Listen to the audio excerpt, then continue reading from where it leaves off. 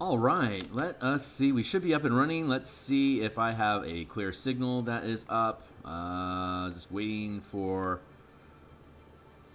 the screen to populate here for me on YouTube so I can actually start getting things up and running here. I don't know what's up with the time delay. Am I here?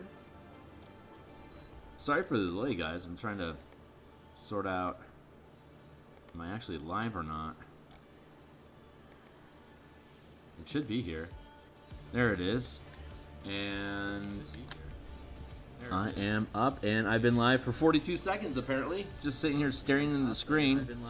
There is a misalignment with how OBS is feeding information into the system, so I'm going to have to figure that out. It's probably going to end up killing any interest in what I've got going on. First 42 seconds of me stumbling around. But hey, we made it. Fantastic. My name is Phil Kearney. Hey, guys. I create role-playing games, I illustrate them, and I publish them online, and I have been focusing my attention on Dungeons & Dragons 5th edition, creating content on DMsGuild for the past 7 years, and I've been using Eberron as my homebrew campaign for the past 18. Congratulations to Eberron for its 20th anniversary this month. It's a fun campaign setting. What we're looking at here, by the way, for those that are interested, I am on the X Twitter platform at Phil Kearney. You can follow me there if you're interested to get updates when I'm live and other stuff that's going on. Like, subscribe, bell icon, all the bells and whistles. But this is the book cover for the Crystals of Mabar. It's for 4 to 5 characters at level 7 to 8. If you wanted to do additional content, like there's a bunch of optional content that would allow you to start as early as 6th level if you decided to do so. We are working on some of that additional content right now. There's a number of optional battles or encounters that can be had. Basically, the gist here, for those that aren't indoctrinated yet, welcome to the mix. We are creating, I think the volume here might be a little bit loud. I think there's some echo going on. Hold on, let me parse that down. It's starting to warm up here in Seattle, so I've got the fan going in the background, which causes me to up the music volume mix a little bit. If there's any issues with hearing me over the music, definitely let me know. It seemed to be okay when I sampled it just now. But yeah, so Emerald Claw Necromancers are using an artifact to create an artificial manifest zone that connects to the plane of Mabar, which is where undead and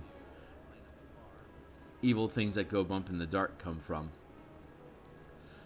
They're doing it so that they could gain access to all of the unusual materials and plants that grow in Mabar, so they can exploit them as alchemical properties. It's just a money scheme, an incredibly complicated, very expensive money grab. If they can sustain the manifest zone, they can terraform the environment to begin spawning unnatural plants that they can extract for excuse me. They can extract for alchemical properties, potions, as well as spell components. Plus, any undead that are created in the manifest zone gain sentience. I think the original plan there was if they could reason with these undead to be troops, they would have more effective soldiers on the battlefield. That proved to be pretty disastrous in that the entire research facility, this isn't actually in the adventure, but there's a number of different ways that you can logic why this place isn't up and running. My favorite is that the undead just up and killed everyone there, so they shut it down. Logical conclusion: can't control the undead, don't have undead you can't control. Maybe we'll add that in as a piece of just stray information.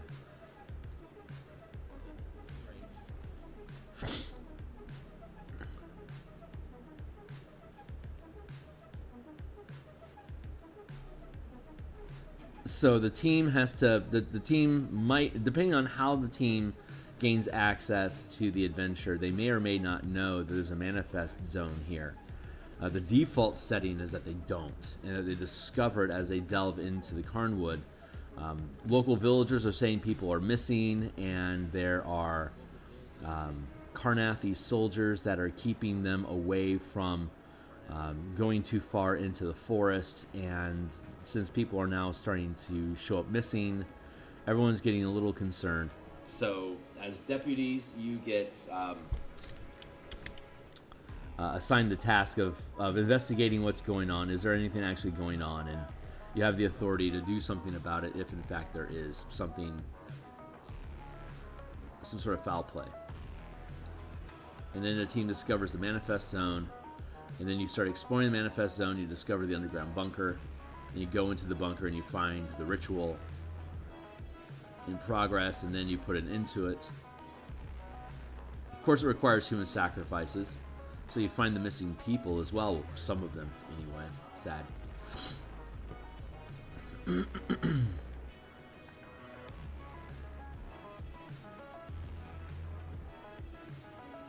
So we have a number of key encounters, like things that you will encounter while you go from one location to another, location-based encounters. But then there's also optional encounters that can be dropped literally anywhere. And what we're doing right now is we are making sinkholes full of water that can be. We've got a number of like little tokens. Like we've been building tokens for different type of hazards and terrain that can be discovered in the manifest zone. And so those are little, just like little 5-foot square objects that can be dropped onto a grid. And so we're making flooded sinkholes that can also be dropped on the grid. And we're going to have a general terrain template that can be dropped down as a map, just as a generic map.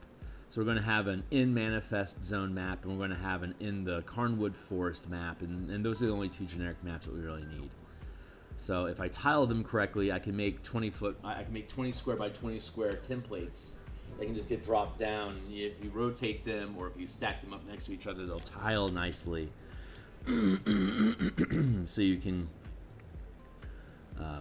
continue tiling environment in forest or manifest zones. It basically turns the forest. Since this is in the Carnwood in Carnath on the continent of Corvair. In the Carnwood, it's an old forest that is known to be haunted. So the idea of undead being in there isn't crazy. It's just when the undead that come out of it are malicious, you've got problems.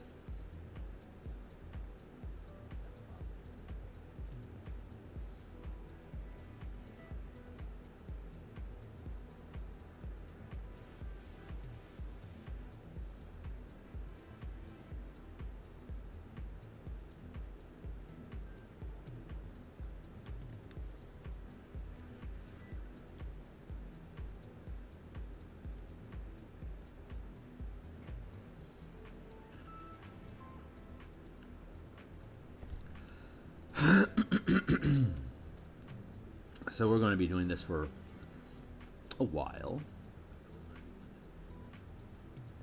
It's rainy. It's the rainy season, so there's constantly anywhere from a downpour to a drizzle happening throughout the course of the adventure. So these landfills and sinkholes naturally fill up with water, and that water is tainted by the necrotic effects of the manifest zone.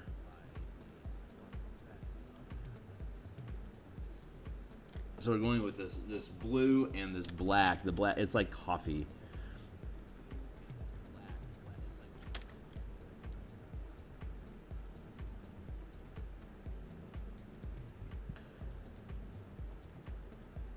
The nutrients in the soil get drained, and it leaves this brittle crystalline sort of substance that's called the crystals of Mabar.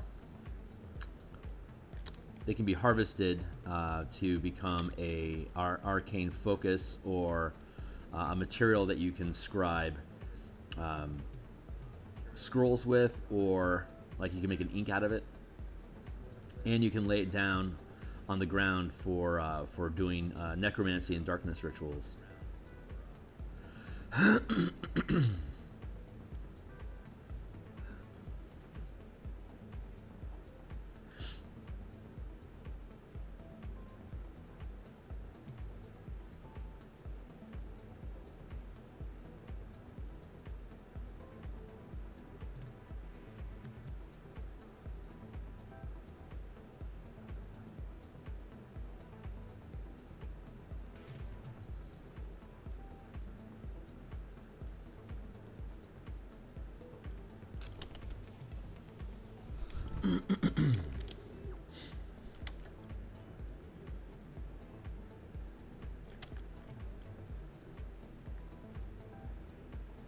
So the convex curves in this puddle that pushed into the puddle is where the coffee comes from, and then the concave curving out towards the ground is where the blue water comes in. So it's just a mix of contrast.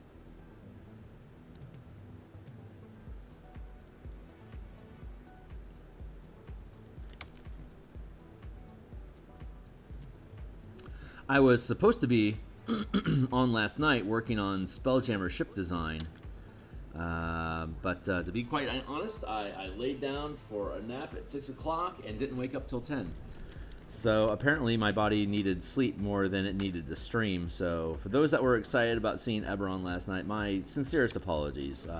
I should be on again for Spelljammer stuff. I'll be doing subclass design at lunch tomorrow on Wednesday.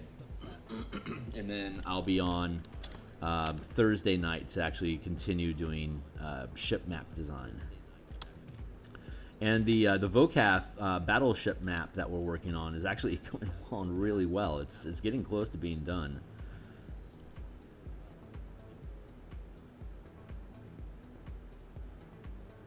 So if you've been checking that out, it'll be done shortly, and it'll be an optional encounter in the Light of Zaraxis adventure, where Vokath takes an active role in battling the elves with you as a means of unifying the different factions for you to rise up against the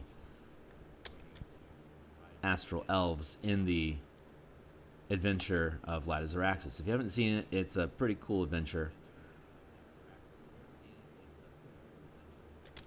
So typically I'm here 10 times per week, Monday through Friday in the morning like this, for anywhere from an hour or so of art and creature token development. We're getting close. I should be having a meeting with my co-writer Andy Headley and editor Stuart Braz later on today, just to catch up on formatting and final processes. And once the adventure is actually finished writing, I can start doing the page layouts, which is going to require the maps to be done. So I've got, let's see, this map should be finished this week, and then we got another 2 maps after this. So I'm thinking sometime in July we should be done with these maps.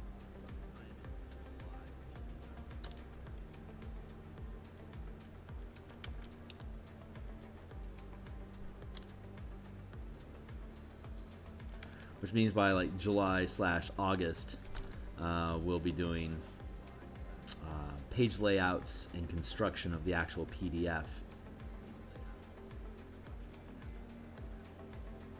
And once the layout is done, we'll begin spot illustrations.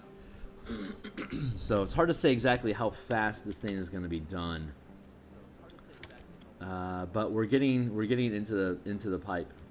Most of the tokens that we've been creating, the tokens and the maps that we've been creating here for the past year or so, are all being fed into the actual PDF document as spot illustrations themselves. So the only actual illustrations we'll need for the adventure will just be corner filler. It doesn't need I don't anticipate us needing like half page illustrations, or even potentially quarter page illustrations. If the layout's done well, we should only need like 1/8 to 1/16 page images, which should be pretty quick for us to be able to build out. But we'll be building all that stuff here on stream as well. We most likely won't be doing page layouts online. We'll do a little bit just so you guys can see what the process is. But for the most part, page layouts is not very entertaining work.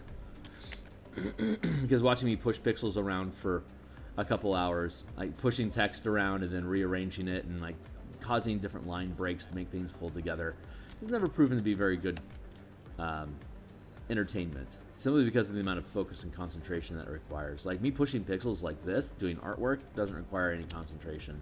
In fact, the less I think about it, the better it tends to be.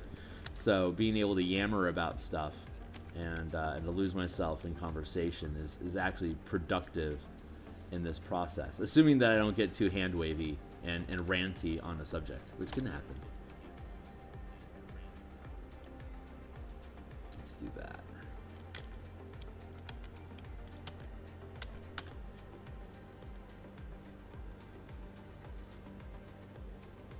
Yeah, like I was saying, I'm here. Typically, I'm here 10 times per week, Monday through Friday in the morning like this, doing the Eberron stuff.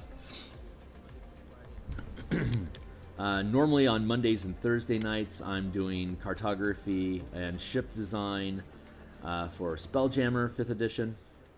And then during the weekdays at lunchtime, Tuesdays, Wednesdays, and Thursdays, including today, we work on new mechanical development for new products. So right now on Monday, on Tuesdays, including today and Friday, we're working on the martial power system, providing a magic system that's not spellcasting to martial characters. And we've already play tested that at high levels, and now we're play testing at lower levels, and we're finding during the weekdays we're going through, we just revised the power balance and some of the mechanics for handling powers. Now that the preliminary rebuilds are done, we go back in and revise the classes and subclasses to accommodate the changes that we've made, and that's what we're going to be doing today and on Friday, and probably next week or so as well. And once we get the classes and subclasses updated, we'll begin a 5th and 6th level playtest that I'll be running on Monday nights. So not too long from now, Monday nights are going to disappear, so I can playtest on Monday night for a while, which means Fridays will still be Spelljammer Cartography, and I'll be showing up Saturday mornings to do cartography, to just do ship stuff or whatever Saturday mornings. And then Wednesday lunchtime is I spend on Spelljammer subclasses. We're building a unique subclass using the Spelljammer mechanics that I have in my supplements to build character archetypes that can use those mechanics in new, interesting ways.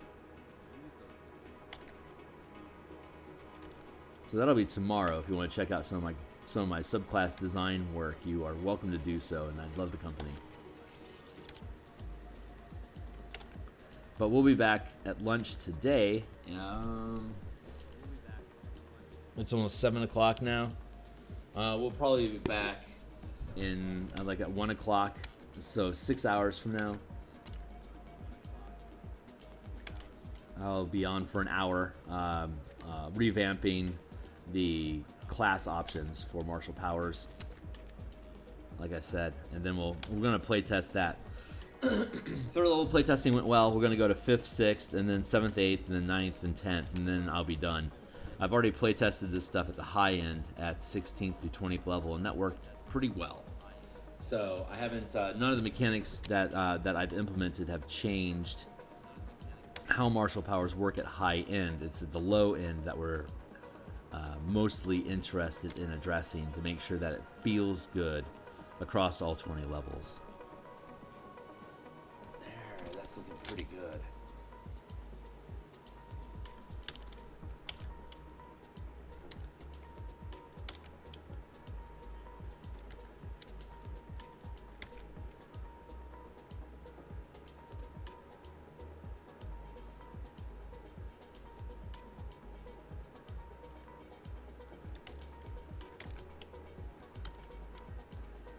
Let's do that.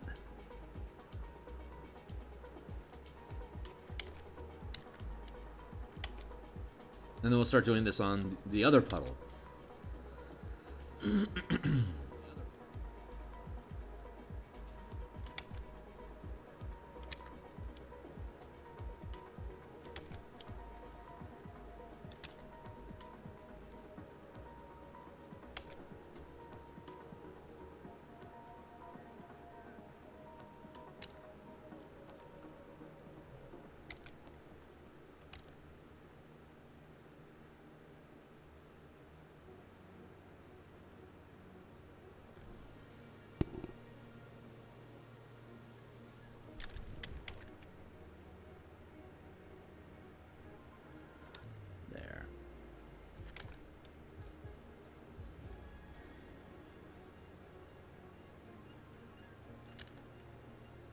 Uh-oh. Looks like I locked up.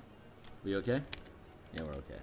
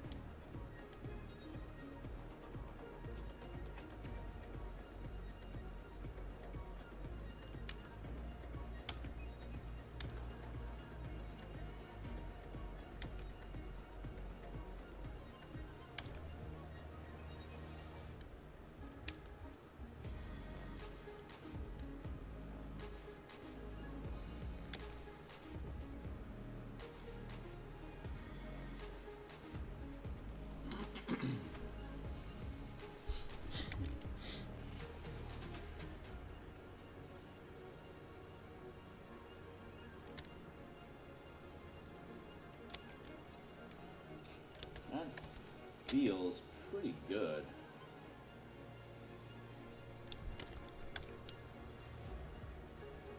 Let's do that.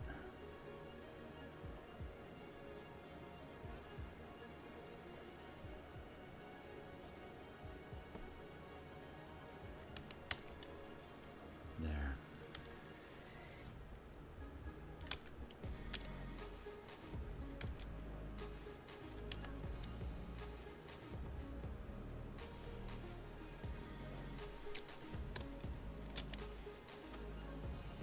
That looks pretty cool. All right, cool. So now we're going to move on to the next piece and merge these things down. Water, coffee, water,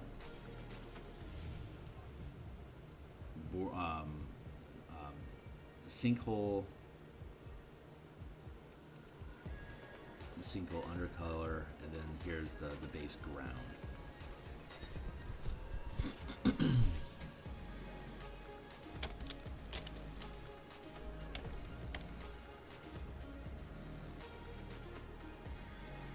like that. Maybe here like this. Maybe here like this.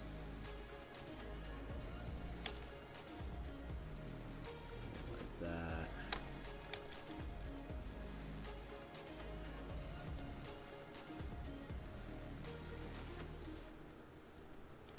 And here, like.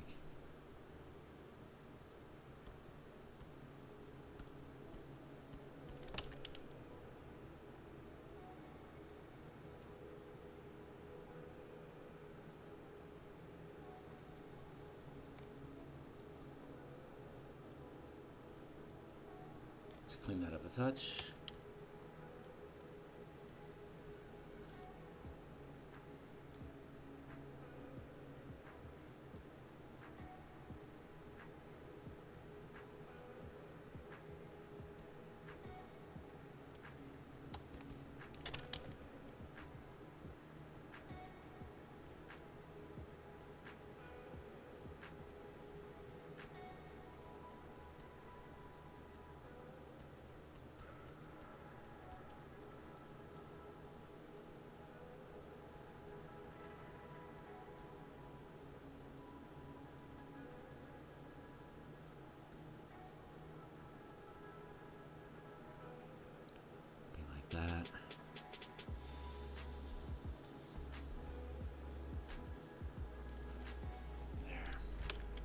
Fan is doing good work. It's starting to cool off in here really nicely.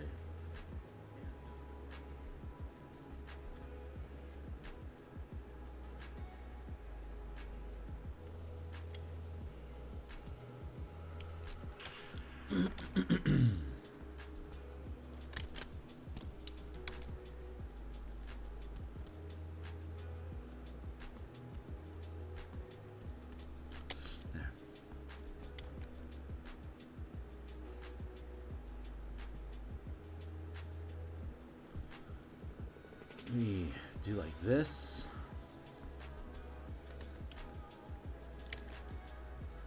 Have it flowing this way.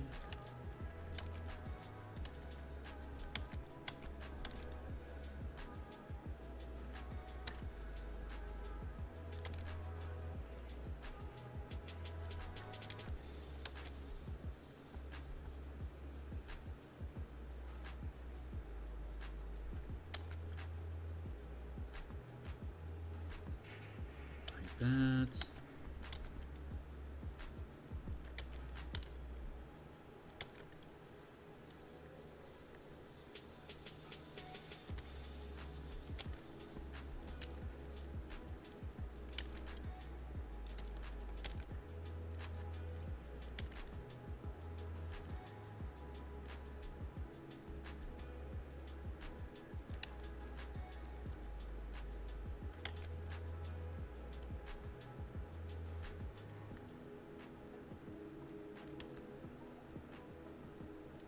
I don't want to cut this off with just pure coffee.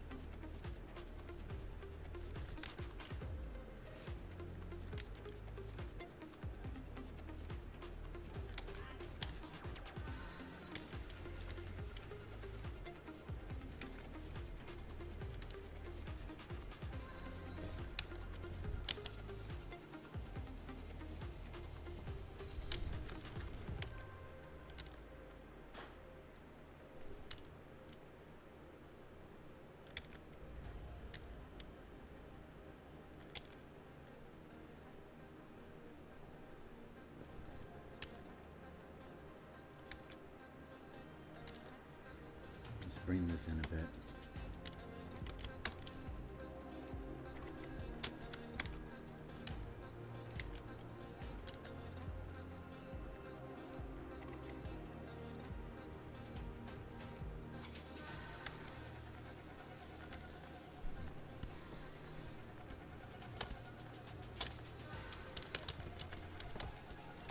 We'll get this figured out.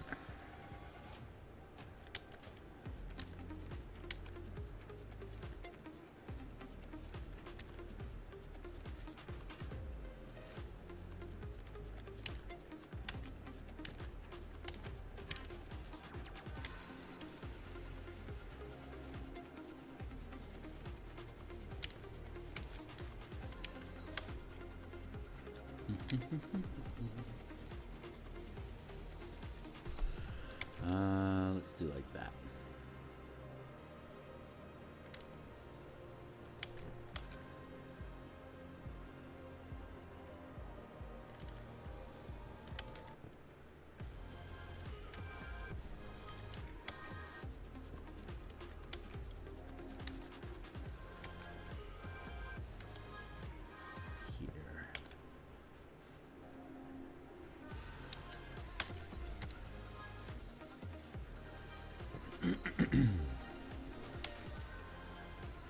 Well, I gotta say the the cough sickness in my chest seems to be mostly vacated at this point. That's exciting. So apparently that 12 hours of sleep I got last night were really useful. The body knows.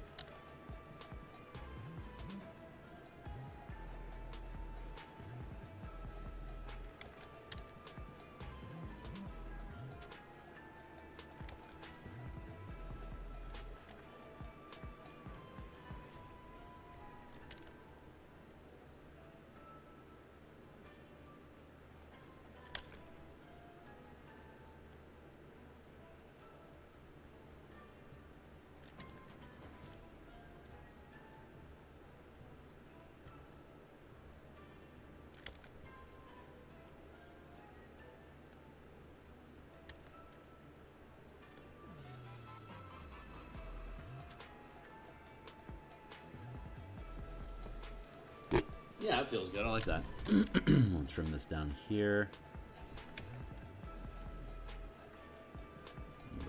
Here.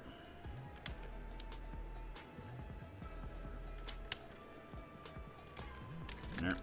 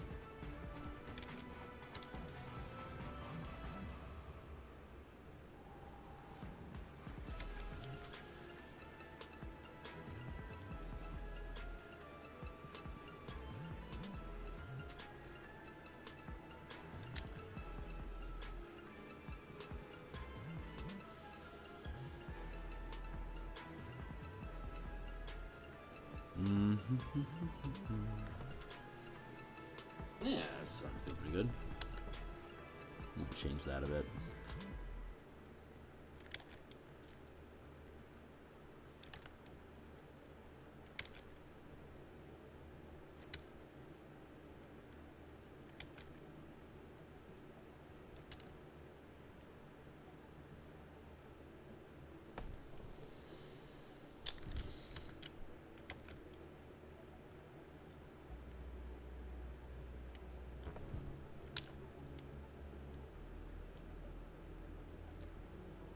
I spent a lot of time trying to make sure that I get rid of a lot of the jaggediness to the edges so it stays smooth and liquidy.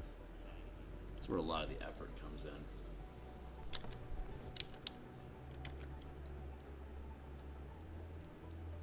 And I'm trying to think about the positive and the negative space at the same time.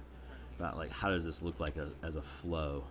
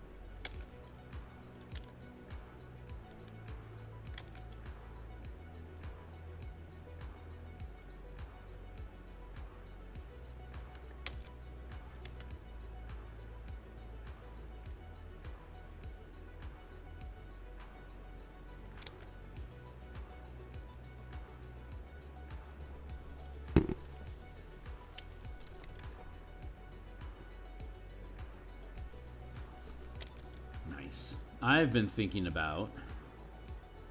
There was a Reddit thread asking about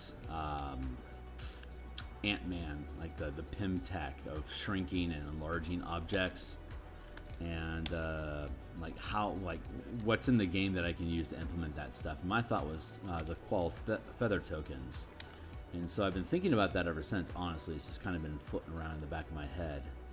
And where I'm at right now with the feather tokens is that you would have an arrow that is fletched with Qual's feather tokens. So when you fire an arrow, if it's fletched with feather tokens, then the feather token will trigger when the arrow hits the location or the target that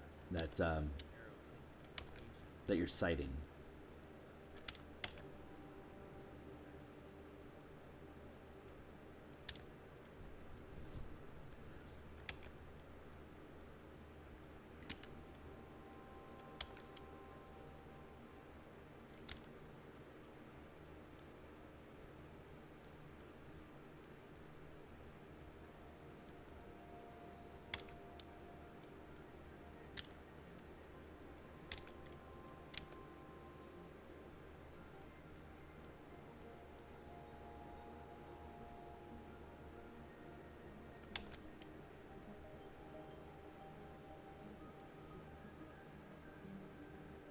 Let's curve that like that.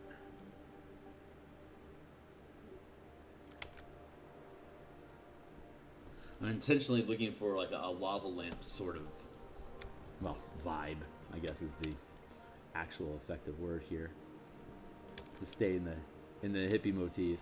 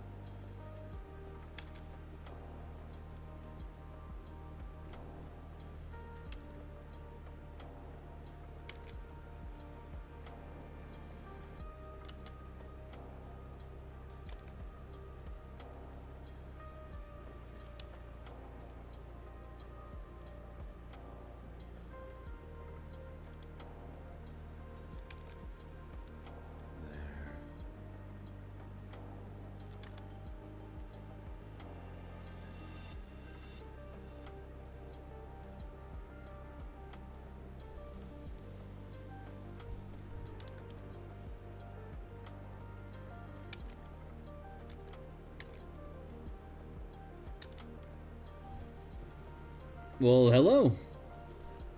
Greetings, Von Needlehead. I am making puddles. Here, I'll add the grid back in. These are little vignette pieces. This is a sinkhole map that we're creating that leads down into this pit. And in this pit is, wait for it, 2 art creature tokens. No, where are they at? Creatures and characters, creatures and PCs, hooks, monster tokens. Inside of this pit is a living grave.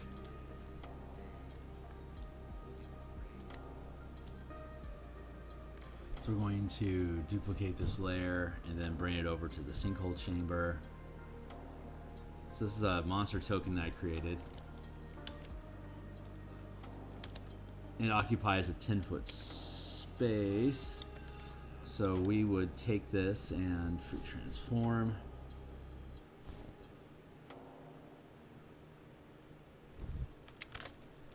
into the 10 by 10 space. So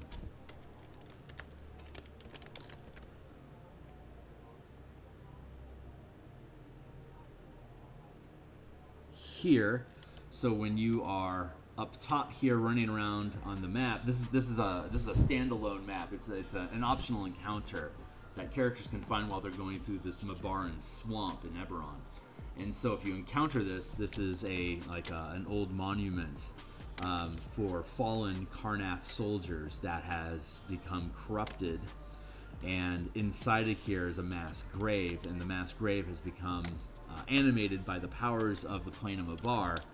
And so it will, there, it fits inside of its 10-foot space like that. So we would technically like crop it off like this at the water line. But this thing runs around, and undead it's basically like an undead spawning creature. It's an ooze mass that until the actual living grave is killed directly, it spits out ghouls, and then the ghouls climb out of this sinkhole here onto the map here, and then just run off into the swamp. So if the DM wants to lead you here, you can slowly attack the team with like 1 to 3 undead at a time, and they're all footsteps through the swamp are leading this way to the sinkhole. And once you get here, you can then drop down, or you can just lob a fireball down in there, destroy it if you want to eat up your resources. But that's a way a DM can easily eat resources. Or if you don't have that much spell power to throw around, you can just rappel down into the sinkhole and fight the grave directly down inside of there. So yeah, making a series of little vignette maps that go along with it. And the adventure itself is, and I talk about this at the intro, so you can go back and check it out, or stick around and catch me in the future on other streams. But yeah, it's for 7th and 8th level characters, so you'll have access up to 4th level spells and enough of a battery to be able to throw around this way. But you could, there's 3 acts, and there's 5 major dungeon maps. Well, the village map in Act 1 isn't really a dungeon. It's just a village. And then that leads into the Carnwood Forest. That leads to the Manifest Zone, where the plane of Mabar is being unnaturally generated to create a crossover realm, in the Eberron setting of D&D.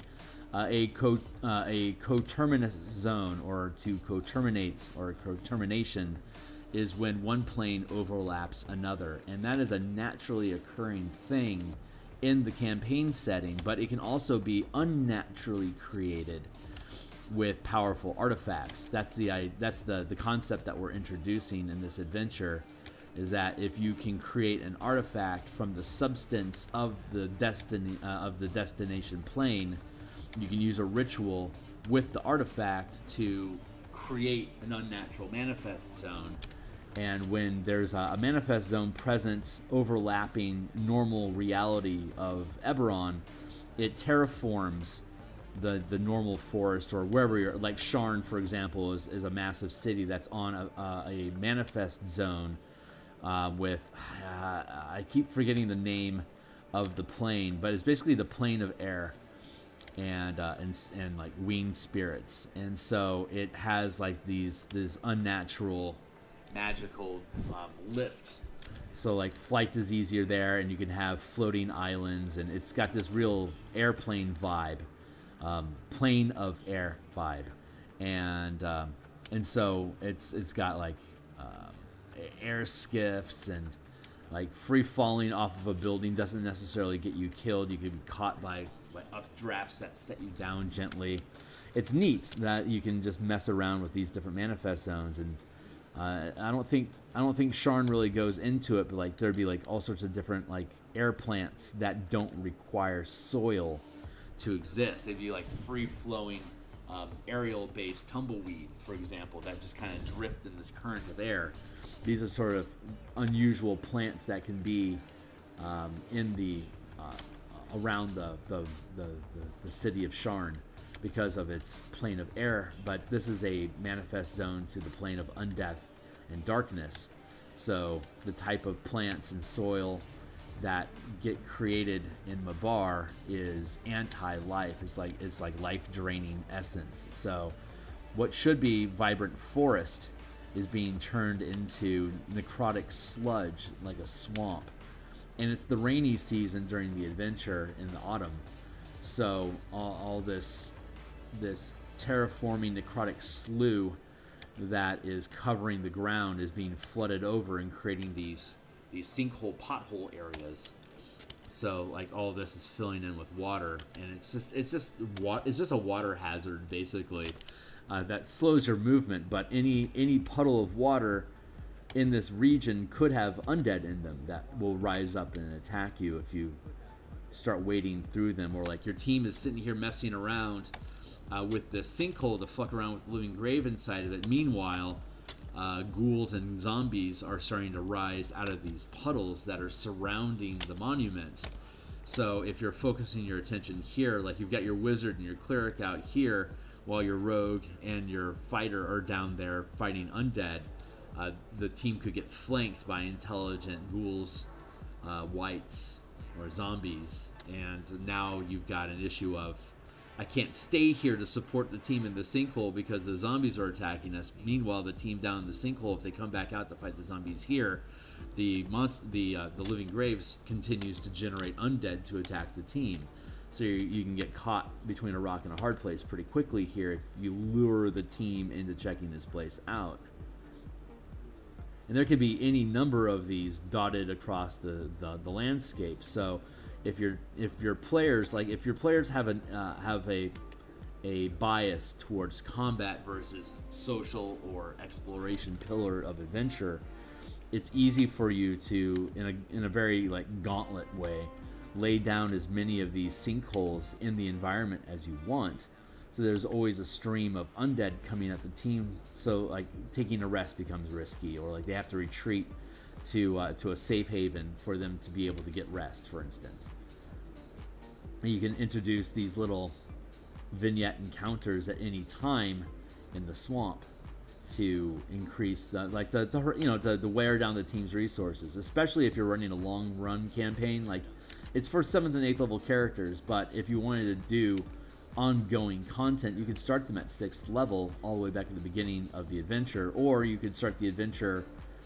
There's first act, second act, third act. First act is in the village. Second act is in the forest leading to the manifest zone. Third act is in the manifest zone, and then the third act has a number of optional there's 3 different surface level dungeons that the team can navigate to find the underground dungeon where the ritual is actually taking place. So the team could, not including the village, have anywhere from 2 to 4 different dungeon environments that they explore to get to the heart of the adventure before shutting down the manifest zone and getting rid of the Emerald Claw cultists that are causing the manifest zone to manifest.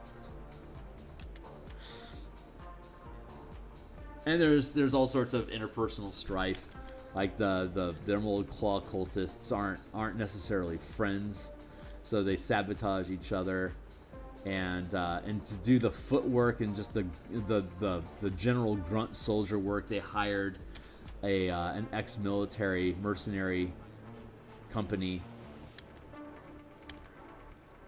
called the Red Wolves, and they did not realize what was going to be going on here, but they also realized that they're dealing with Emerald Claw cultists. So if they just up and bail, that's basically inviting someone to put an assassination bounty on the entire company. So they are wary of walking away from this assignment. So when your team arrives, if you're using the default plot hook, your team arrives with badges, your deputies, that are exploring and trying to investigate reports of missing people, and it leads to these cultists. So once the team starts interacting with the mercenaries are the first ones they're going to interact with. They're going to run across undead first, and then that's when they realize, yeah, there's a significant threat here. We need to deal with this. Let's delve deeper to find out where the undead are coming from. Then they'll run across the mercenaries, and the mercenaries are like, yeah, this is a really fucking ugly deal. We're trying to mitigate stuff, but there's some really evil stuff going on here, and we feel kind of trapped in contract. We're not really sure how we can extract ourselves from the situation from not getting on a hit list. And if the team is sympathetic to that, they will be able to take these mercenaries under their wing and offer them plausible deniability, while also being able to get information from the guards, from these mercenaries, about, you know, like who's in there, what are they doing, what's the layout like. They can use them as a resource to infiltrate this place without necessarily drawing attention, like give them fake uniforms, yada yada yada. And then once the team gets inside the facility and starts messing around with the actual Emerald Claw cultists, it's going to quickly spiral to the end of the adventure. So you could start. There's alternate plot hooks. There's six different plot hooks that provide different pieces of information and different resources to the team. Like if you were to start off as investigators for Ader Academy, the artifact needed to perform the ritual was stolen from Ader Academy. So your job then becomes retrieve the artifact that was stolen from us and record as much information as you can about what's going on here so that we can prosecute who stole the artifact. So your job isn't necessarily to kill anyone here. It's to reclaim the artifact and to be able to report the identity of the cultists that performed the crime, so that they can be tried as war criminals. And that's a very Ader Academy, you know, like a university approach to solving problems. Just get us our thing back so we can put it back in cold storage and sick the actual authorities on the cultists. The default is that you are the actual authorities, but you don't know there's cultists here. That's something you just eventually discover because you're just following up reports of, hey, people are missing. Well, they're being sacrificed to the ritual. That's why they're missing. And you don't know that unless you're coming in specifically knowing that there's cultists here performing this ritual, which could be a number of different plots. So, like, there's 6 plot lines, and 2 of them know that there's sacrifices happening here and it needs to be shut down. The rest of them don't specifically know what's happening here, but like the Church of the Silver Flame knows that there's an unnatural manifest zone being created here. Their seers and diviners picked up on the disturbance, and as an affront to the forces of good, it needs to be shut down. So you're part of an assassination squad, a church-funded assassination squad, to go in to kill the cultists and destroy the artifact once you discover it. You're there to eliminate with hostility any evil presence that could disrupt the natural order of the world. The druid cult, known as the gatekeepers, they actively search for unnatural manifest zones to destroy them. So this is a primary target to them too. It's like, this manifest zone shouldn't exist, yet it does. So go shut it down and kill whoever is responsible for doing it. So that's another SWAT team hostile approach to the adventure. And both of those can teleport you directly into the manifest zone, so you skip the first act, you skip the second act, and with that plotline you start directly in the third act if you want to make it a short run and gun sort of adventure. But you know, plane shift, which is provided by the Church of the Silver Flame to get you here, plane shift is notoriously unreliable. And so it could start you all the way back in the village. If your DM wanted to have the characters interact with the village using that plot line, it offers you the opportunity to start at different positions in the adventure depending on what the priority is. So there's a lot of float and variables that are being built into this thing to be useful for different tables depending on what your campaign setup is. There's a wide array. And it's also professional DM friendly because there's so many different plot lines and different ways that you can approach it. Like, it's designed specifically so that it could be all combat, it could be all social, or it could be all exploration. And there's ways to be able to manipulate the encounters in the book so that you can lean at any time. The DM can swap out what kind of an encounter it is. So like if you've had too many combat encounters and the team is like we're being fatigued by the amount of combat here, we want to have variety, then you could shift gears and focus more on exploration and social encounters until the team gets bloodthirsty again, and then okay, great, now you can just drop a combat encounter anywhere you need it. If your team absolutely is not interested in combat and only wants social and exploration, you could run it like a Scooby-Doo adventure where you're only avoiding monsters and rescuing people and helping them find their way out in a non-combat scenario where you're influencing and sneaking around, stealing pieces of the ritual or finding ways to shut it down without having to directly confront anybody. So a lot of neat variables there that is designed with professional DMs in mind so that they can use this as a toolkit to go back to over and over and rerun the adventure a different way every time. Like there's 6 different plot hooks.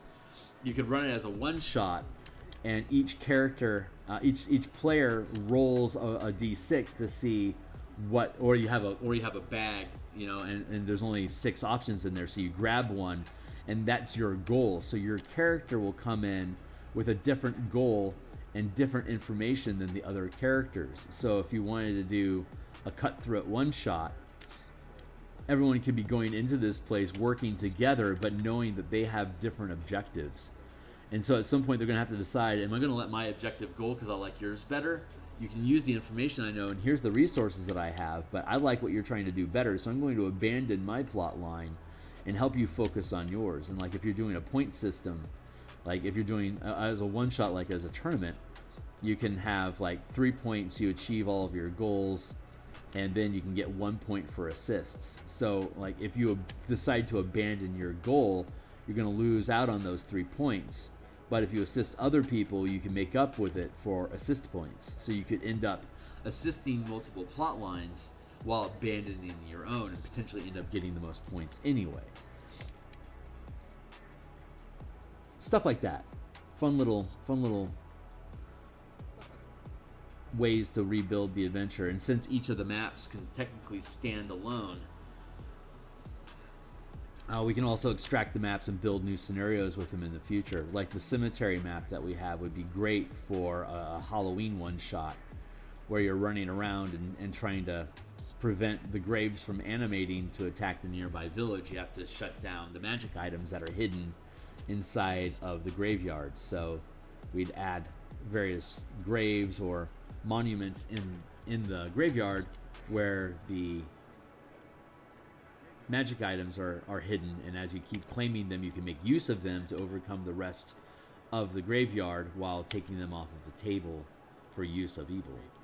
Fun stuff like that.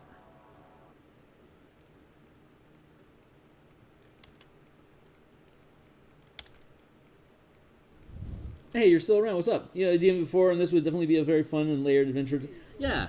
It's I've ran it. I mean, obviously, when you build an adventure, you have to play test it, make sure that the logic works, and you get rid of all the issues. So I've ran it 4 times on my own, and then I've had 3 other DMs run it with their teams as well. And so far, we've ironed out most of the major details. We don't want to hold your hand too much, but so the information that we have in here, it should be thorough enough for a DM to feel like, if you read through the whole thing, a DM should feel confident to be able to manipulate it and add or take away as they need.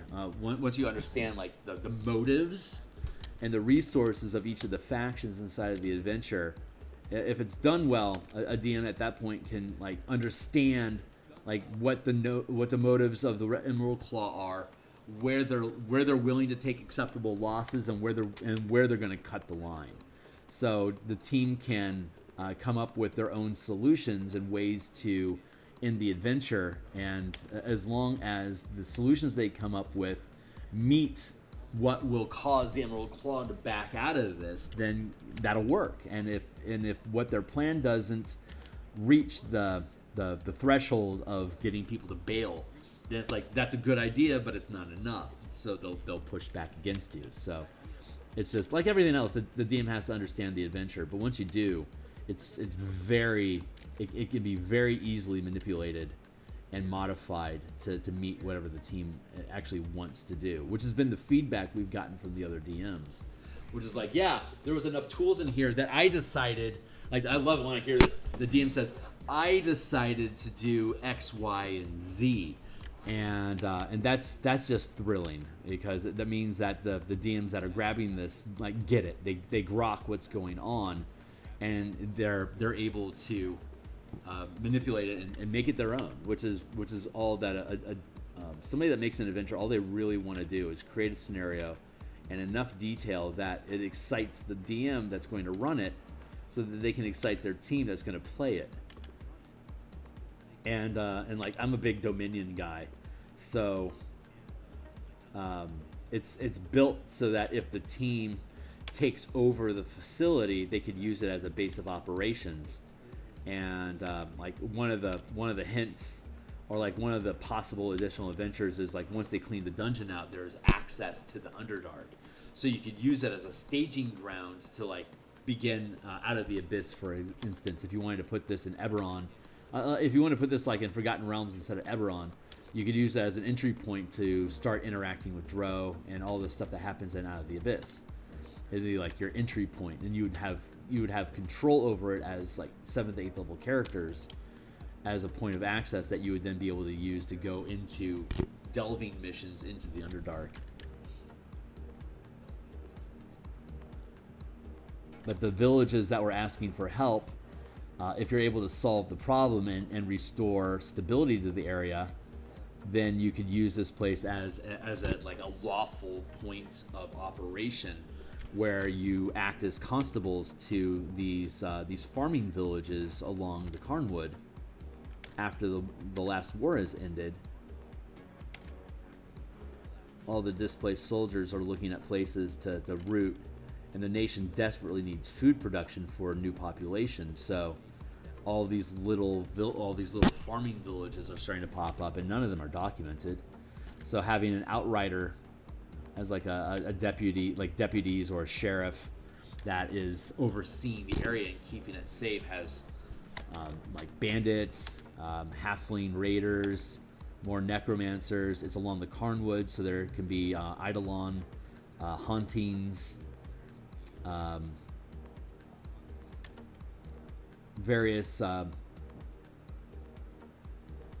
plot hooks that can be used to breathe more life into the area as it becomes like the eastern region of Karnath is basically like the heartland of America. It's a breadbasket area. It's great for farming, but over the past 500 years of the last war, the Talenta halflings have been pushing further and further into these grasslands as their own territories. And now they feel like they have ownership of basically all southeast Karnath. And so as the soldiers are leaving the last war and returning to homes, they're being recruited as regulators and outriders, like Texas Rangers, basically, to fight these dinosaur-riding halflings, to chase them out of the territory so they can be repopulated with farmland, so that Karnath can regrow quickly. And that's a massive. That's a very old plains, like American Indian War sort of scenario. The halflings imperialist style. Yeah, instead of horse riders, they ride velociraptors. If you didn't know. If you're really familiar with Eberron already, you already know that. But yeah, super fun. They're like Mongols. Instead of horses, they have dinosaurs. So they're strong. They're small-sized archers on the back of very fast velociraptors. So they're if they have a well-trained mount, they are a hostile melee threat with their dinosaur. And they're a high threat ranged combatant as archers. So a super cool mix, like very, very dangerous. It's like American Plains times 5.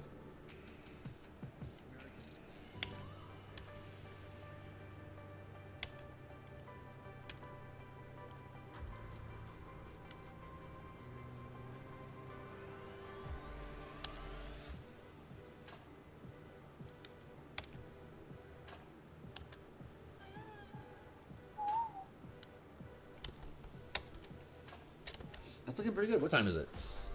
7:40. Yeah, I've got 20 minutes left. So I got a 20-minute timer going.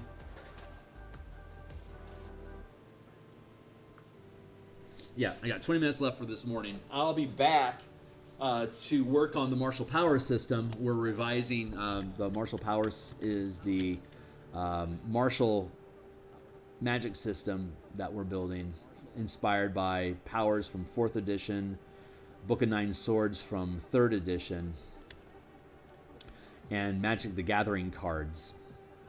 Because Magic the Gathering has plenty of creatures that aren't spellcasters but have things to spend mana on.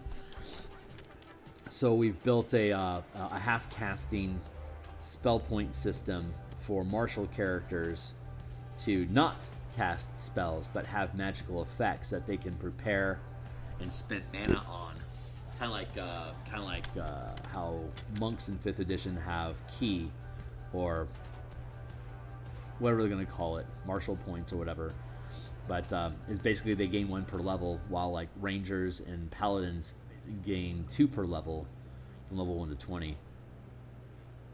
If you're anyone that's interested, that's catching this in the wind, down here. You can check out the Spelljammer Combat and Exploration book that I built. Here's the 5-color mana spell point variant rules that I built. Spell point Warlocks. Warlock options for the Ravnica setting. Pacts and Patrons using the 10 guilds. And then ability check spell casting. These are a slew of books. They're all free preview. But when I build a book, I will build additional supplements to further explore the idea. Like we've got 3 different Spelljammer books going now that the Combat and Exploration book is done. That leads us to mecha, subclasses, and additional ship designs. So we've been working on additional ship designs, subclasses, and the mecha conversion book. The color magic system for Magic the Gathering, the color mana system, that's got, I think, 6 books in the series already, and we're going to be adding martial powers, which will be like another 100 pages. And we're going to be updating all of that for the new books that come out for 2025. We're going to revise the entire color mana system to be compliant with the revisions that they have for 5th edition. And then when we add in martial powers, all 13 classes will have the same mana system that can be used across both spellcasting and power system, so that you would be able to basically create or recreate any Magic the Gathering setting using the color mana system. Hey, what's up? Occasionally, I can't think of a monster when DMing, so I'll just grab one of the magic cards and just go, yeah, we're finding this. Yeah, exactly. A long-term project. If you check out, I mean, I've got multiple playlists. So if you check out the Martial Powers playlist, I had built a hex crawl toolkit that uses the 5 land types to create basically like a hex crawl system. Like you're in swamps now, that's black. So here's all the black focused monsters and magic and stuff that you can encounter. And I've been using that to play test the Martial Powers system. So I'm not only testing the player options, but I'm also testing the viability of the color mana system as a DM tool to build hex crawls. And if you're familiar with the Ravnica setting, there's a region called the Rubble Belt. There's the whole world is covered in one city, and there's these things, these worms, these WYRM, these 20-mile long worms that bore down deep into the core of the planet, but occasionally they'll surface, like for mating season and migration reasons. They'll surface, and when they do, they destroy all the city It's like a half-mile wide worm that's 20 miles long. It destroys anything that it bumps into. So the rubble belt are these wide swaths where these worms have come up, destroyed everything, and then went back down underground. So you'll have hundreds of miles of wasteland and destroyed infrastructure that could take hundreds of years for the is that infrastructure to rebuild and make usable again. So it gets reclaimed by nature over time.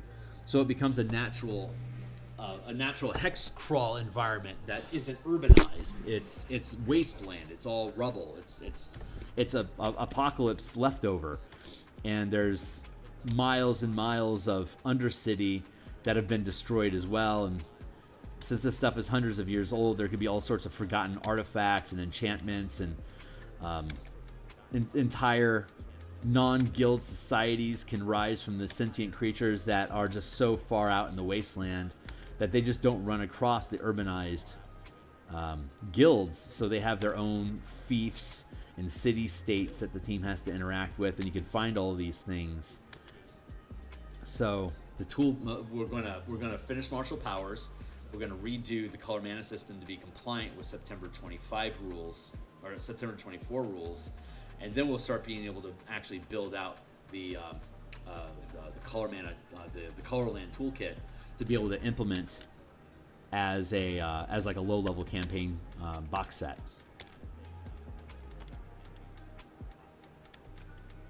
All this stuff, it takes a lot of time for me to build all these things out. So you play Ravnica set once as a cleric, and nice. Yeah, it's super cool. The parallels between Ravnica and Planescape is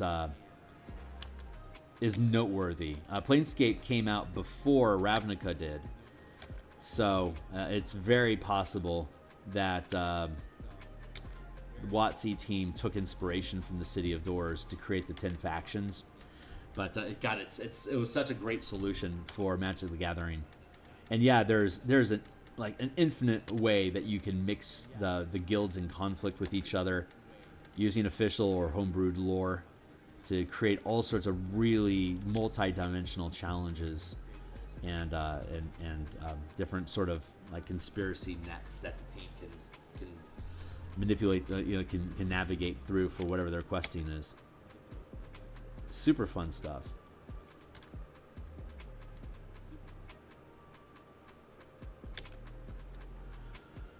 So I'll be back on at it's 7 o'clock. What, 7:40 here in Seattle? It's almost 8 o'clock in Seattle. Whoa! I don't need that. Get out of here! I got all these. Wacom recently updated their tools on their tablet. I don't know. There we go. It's I don't know what happened. I need to go in and check the settings because this is just a recent change. These little buttons keep popping up on me. Kind of obnoxious. There.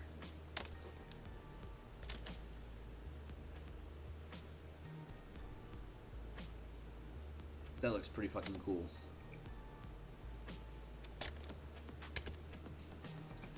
All right, what is it? 7:47.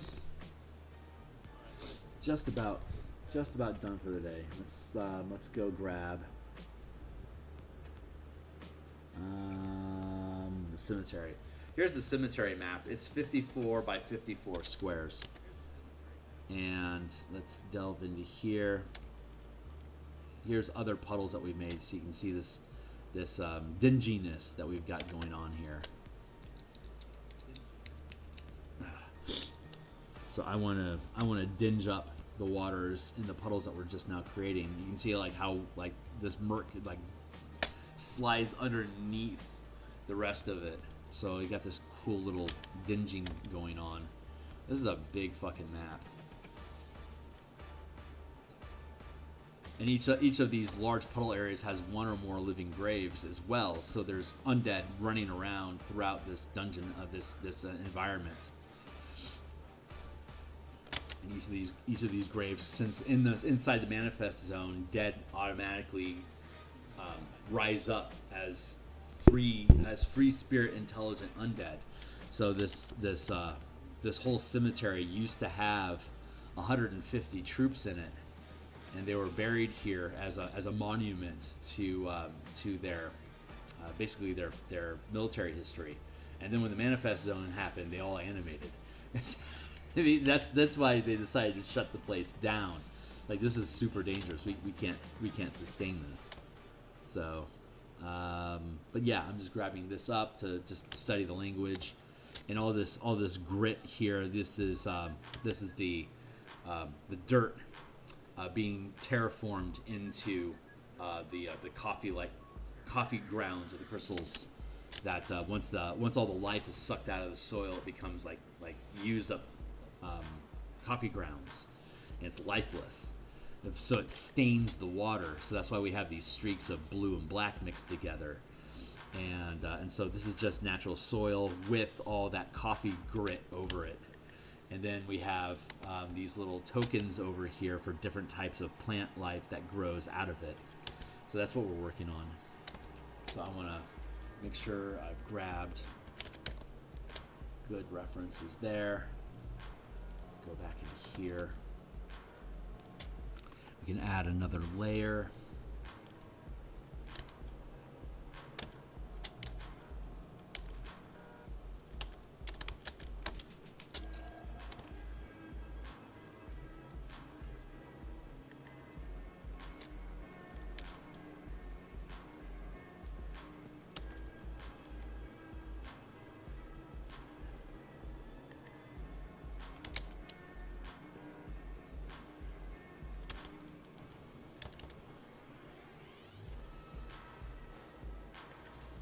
We start blending these things together like that.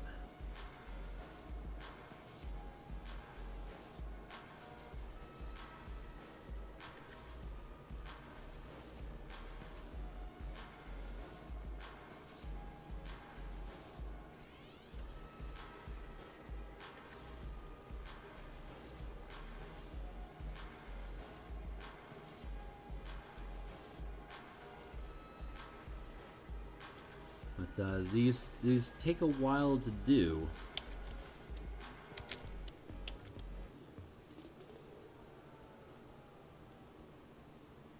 One of the reasons I stream at all is because honestly, a lot of these projects require a shitload of illustration, and it can be intimidating. And if I don't have a regular schedule that I can stick to, I've found in the past that I will potentially procrastinate working on anything, and then the project kind of gets dead in the water. So by having a stream every day of whatever my projects are, it helps guarantee I'm at least pushing pixels forward towards completion every day.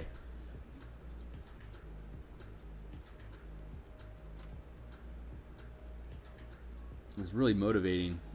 Neil, I appreciate you being around, man. It's anytime anyone shows up and wants to interact, it helps motivate and keep me pushing. Because it's not just me alone here hoping that this stuff is going to be cool.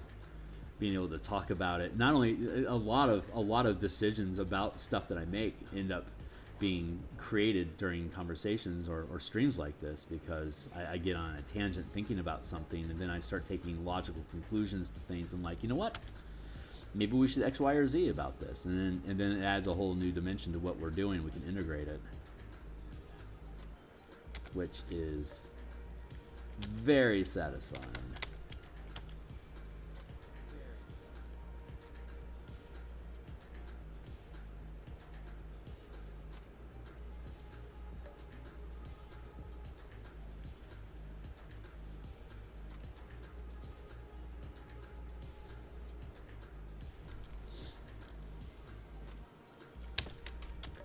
I'm glad, super glad to hear it. It's the I know I'm on a good path when a lot of just randos that show up and hang out with me for a while look at it and think it's a cool project. It lets me know that, you know, I'm building in the right direction. So all my stuff goes on DMsGuild right now, but I'm almost I'm almost at the point where the stuff I want to build doesn't use like I put things on DMsGuild because like Spelljammer, I love Spelljammer. Eberron, these are IPs that Wizards owns, so the only place I can legitimately publish them is on DMsGuild. But I also have a Patreon, and I don't do a lot with my Patreon right now. But that's like where I go. That's where I farm people for playtesting and put out ideas. But as I move towards completion in a lot of these projects, my gut keeps telling me that I put out the books and like all the little like a random subclass. Like I'll never make any money with a random subclass, so I may as well put it on my Patreon. So and then there's the Eberron Orbit campaign that I've been running as a Spelljammer Eberron campaign. That has been that's basically been building itself out to be a completely different role-playing game. I can file the numbers, I can file the numbers off of the origin settings where I got it from, because it's kind of growing into its own thing altogether. So once I have an opportunity to run that campaign for a while, I'll be able to build that out as a completely separate role-playing game that I could put up on ttrpg or I don't know, Kickstart, whatever. We'll see.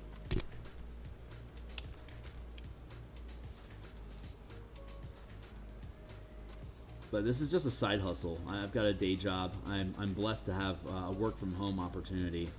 I work in marketing, so I do a lot of number crunching, which is generally soulless. So it's nice to have the ability to take my lunch, jump on, and build and do some creative building stuff.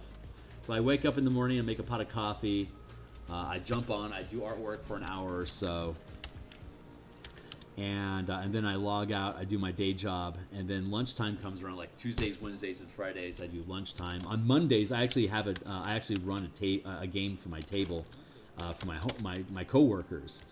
So most of them are remote workers as well. So we'll all jump on Zoom once a week and have a 1 hour long game. So the game that the rule system I've been developing is capable of running a game for 1 hour each week, and I've been doing it. I've been running 1 hour sessions for my homebrew table for 5 years now, and we ran an entire 1 to 20 level campaign in Eberron using 5e rules. It took 5 years for us to go from level 1 to 20, but we finished that about three or 4 months ago. And we ended up, we started with 5, we dropped the 3, and now we've got 6. And so like, well, we need to start a new campaign, and the team knew I was building the Eberron box, the Spelljammer combat and exploration rules, and they wanted to do something Spelljammy, so I came up with the Asteroid Belt campaign. But during that 5-year period of running the campaign, I realized that I wanted to have a much faster, like BECME, BX, OSR type system that allows you to basically, it has less action economy, and it's more turn-based by nature, which lends itself better to a 1 hour lunchtime format. So I've basically built like an OSR Shadow Dark, like cipher system sort of game rules to be able to accommodate this lunchtime format. I am not having a lot of success over here right now. I need to go back and study this a little bit more. Okay.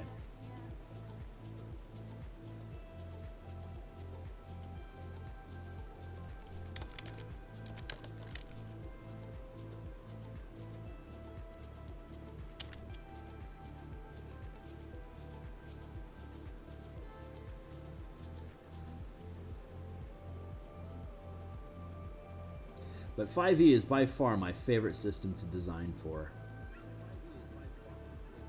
I really prefer the level 1 to 10. It's just my players that never ran a 1 to 20 campaign. So I'm like, okay, cool. I'll throw a 1 to 20 campaign together for you. But I really prefer level 1 to 10. I ran 4 20 level campaigns in 5th edition. I think that's right.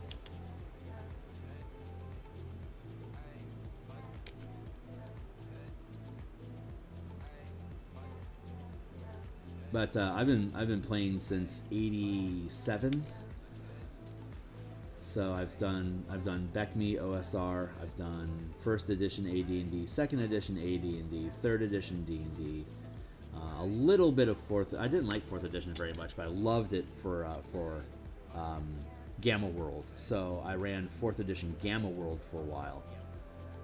Then I got into Cypher System and ran that for a year or so before getting into 5th edition. And then 5th edition is so easy compared to 3rd edition that the skills were very transferable.